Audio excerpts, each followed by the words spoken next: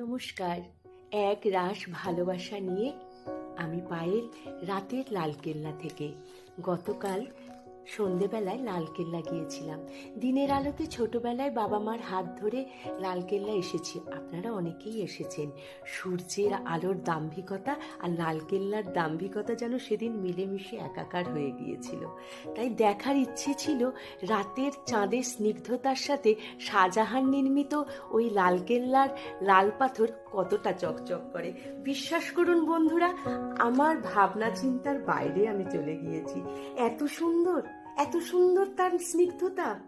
আর ওই যে দেখছেন, ওই যে দূরে দেখুন লালকেল্লার পাড়ে একটা মেলা বসেছে। হ্যাঁ, আমরা তো এটাকে মেলাই বলি, কিন্তু জানেন এখানে বলছে এটাকে বলে মিনা বাজার। এর নাম মিনা বাজার। এখানে বছরের প্রতিটা দিনই এখানে এই মেলা বসে এবং মানুষ, দর্শনার্থী, পর্যটক বা এখানে স্থানীয় বাসিন্দারাও এখানে সময় কাটাবার জন্য মাঝে মধ্যেই চলে আসেন। মানে খুবই সুন্দর, দেখেই খুব ভাল লাগছে। এবার চলুন ঢুকি আমরা ভেতর দিকে। একটু ভেবেছিলাম মেলার ভেতরটাও দেখাবো জানেন, কিন্তু ভুলে গিয়েছি। আমি আসলে অতটা সাবলীল নই তো লাইভ করার জন্য, না তো আপনাদের লাইভ করেই দেখাতাম। ভেতরটা বড্ড ভালো লাগছিল জানেন, খুব সুন্দর। এবার এবার ঢুকবো আমরা লালকেল্লার ভেতরে। দেখার জন্য প্রাণটা কেমন ছটফট করছে। ভেতরে ঢুকতেই ওই লাহোর দরজা দিয়ে চারদিকে দোকান বসে, কিন্তু রাত্রিবেলায় এসেছি বলে হয়তো দোকানগুলো বন্ধ, আবার গুটি কত কয়েকটি দোকান, ছোট ছোট দোকান খোলাও রয়েছে। কত রাজা মহারাজারা এখান দিয়ে হেঁটেছে, ভাবলেই গাটা কেমন জানেন শিহরণ দিয়ে উঠছে। কি যে ভালো লাগছে, মনে হচ্ছিল যদি কালকে রাতেই লাইভ করে দেখাতে পারতাম, কিন্তু কি বলুন তো আমি পারিনি। সেই জন্য সব ভিডিও করে ক্যামেরা এই মোবাইল বন্দি করে নিয়ে এসেছি, যে আমি আপনাদেরকে সবটা ভালো করে দেখাবো বলে। দেখুন দুদিকে কত দোকান বসে, আর উপরের কাজগুলো কত সুন্দর, দেখি যেন কি রোমাঞ্চকর লাগছে। মনে হচ্ছে যে আমি বোধহয় সেই ইতিহাসের পাতায় যেগুলো পড়েছি, তখন তো পড়েছিলাম পরীক্ষায় নম্বরটা ভালো পাবার জন্য। আর আজকে যেন জিনিসটাকে কত ভালো করে অনুভব করতে পারছি। কোলাহলহীন তো এখন রাত্রিবেলা, সেই জন্য এই ধরুন এখন বাজে 7:10-15, তো কোলাহলটা একদমই নেই। সেই জন্য আরো বেশি শান্ত স্নিগ্ধ ভালো লাগছে। আর কত লাইট, চারদিকটা আলোয় যেন ঝলমল করছে। আর এই বৈদ্যুতিক লাইটের মধ্যে লাল পাথর, লালকেল্লার ঐতিহাসিক লাল পাথর কি চকচক করছে, খুব ভালো লাগছে জানেন। আর মনে হচ্ছে যে চারদিকটায় যেন কি একটা মনোরম, শান্ত, স্নিগ্ধ, মনোরম আবহাওয়া ছড়িয়ে রয়েছে।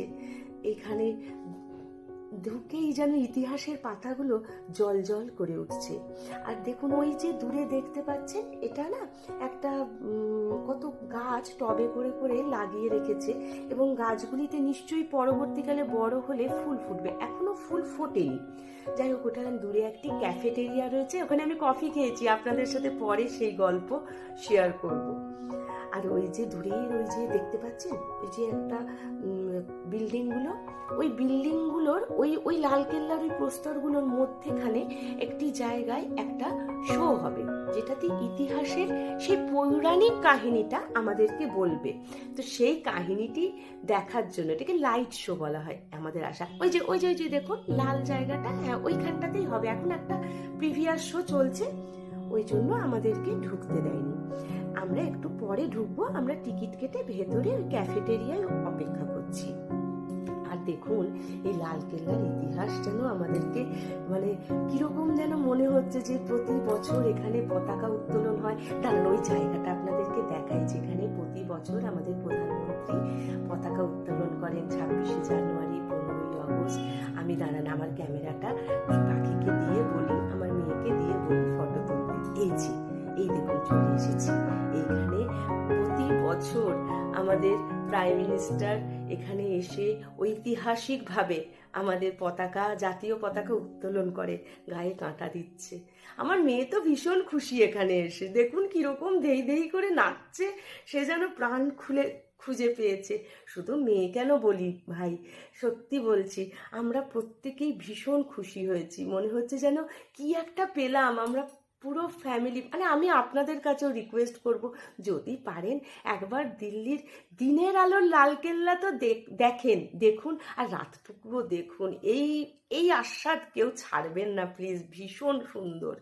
ঠিক আছে, ধন্যবাদ।